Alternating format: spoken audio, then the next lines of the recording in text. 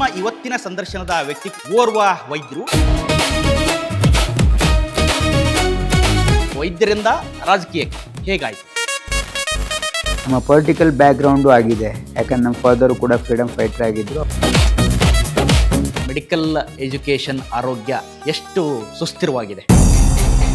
ಸಾಮಾನ್ಯ ಜನರು ಹೋದರೆ ಅವರು ಹೊಲ ಮನಿ ಮಾರಬೇಕಾಗುತ್ತೆ. ದುಬಾರಿ ಎಲೆಕ್ಷನನ್ನು ನೋಡಿದರೆ ನಿಮ್ಗೇನಾದರೂ ಬೇಸರ ಅನಿಸುತ್ತಾ? ನಾನು ಒಂದೊಂದು ಬೂತಿಗೆ 1,000 ರೂಪಾಯಿ ಕೊಡ್ತಿದ್ದೆ ಖರ್ಚಿಗಷ್ಟೇ. 2009-10 ಇದೇನು ರೆಡ್ಡಿ ಬ್ರದರ್ಸ್ ಏನು ಸ್ಟಾರ್ಟ್ ಆಯ್ತಲ್ಲ, ಇದು ಆಪರೇಷನ್ ಕಮಲ ಅಂತೇನು ಸ್ಟಾರ್ಟ್ ಮಾಡಿದ್ರಲ್ಲ, than people last trust in politicians.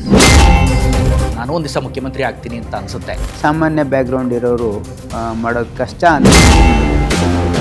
Priyank Kharge versus RSS. As A Congress party we are ideologically not in Singh with RSS.